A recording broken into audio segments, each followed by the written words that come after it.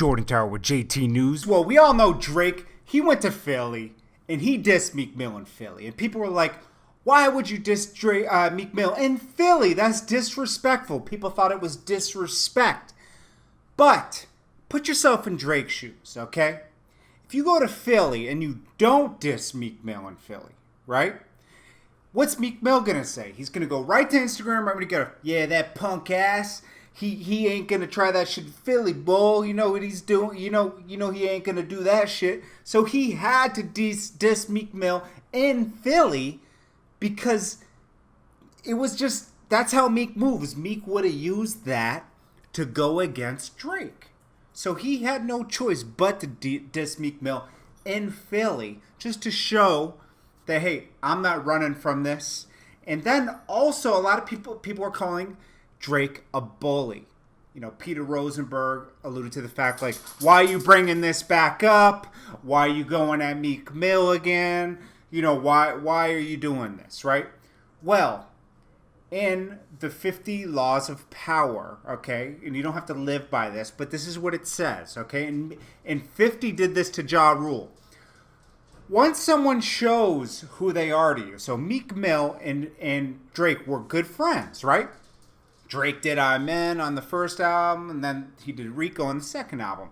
Then Meek turned against Drake and tried to kill Drake off by taking his credibility away and saying, hey, you have ghostwriters, you have this, trying to expose Drake. And Drake overcame that, right? So he overcame that, went back at Meek, started winning the beef. Because let's not lie here.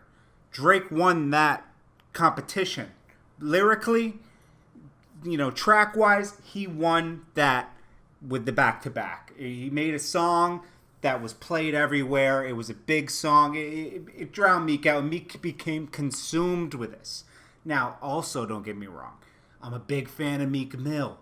A lot of you will just read the title alone and you will diss me in the comments like I'm on Drake's dick. I'm just giving you facts. Now, I understand your allegiance is with whoever you're a fan of. I'm a fan of both. I'm in the middle, and I'm giving the real truth. I still listen to Meek's music. I listen to Drake's music. So getting back to this. Meek was out to destroy Drake. Destroy him, right? So when you get back at your opponent and you get the head, you know, you come back from it, right? You gotta squash the bug, because Meek Mill is a bug in Drake's life. If he doesn't squash the bug's just gonna come back. It's gonna have babies, and it's just gonna keep coming to destroy your life. So you gotta get rid of it. Look at Ja Rule and 50.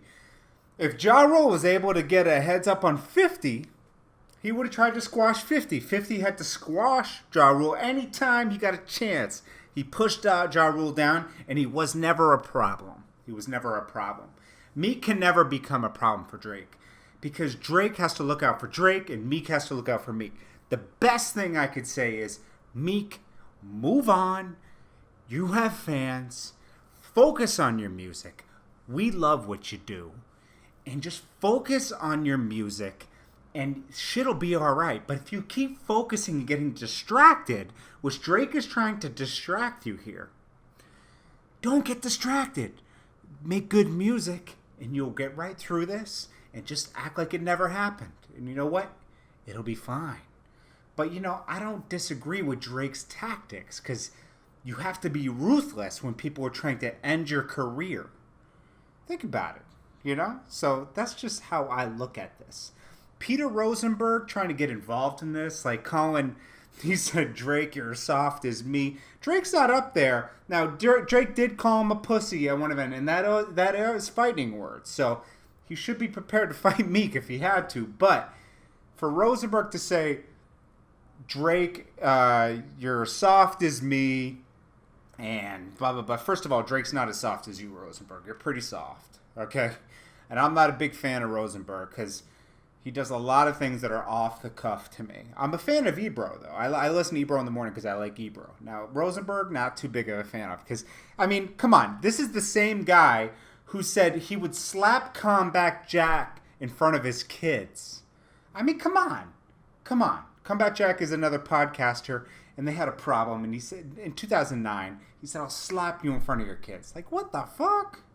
Okay, so then he said your content isn't relevant or something. He said Meek's content is more relevant because he's street and he raps about the streets or something. It's like Meek hasn't sold any drugs for the past 5 years. If anything, his content's more irrelevant than Drake. Drake is talking about his emotions, getting money, bitches. This is his life. His content is actually more relevant. But who cares? That my point is, who gives a shit? We're entertained by it. It's good music. Fuck it. Rosenberg should have stayed the fuck out of this. He ran to a fucking computer to start tweeting about this. Anyways, what do you guys think?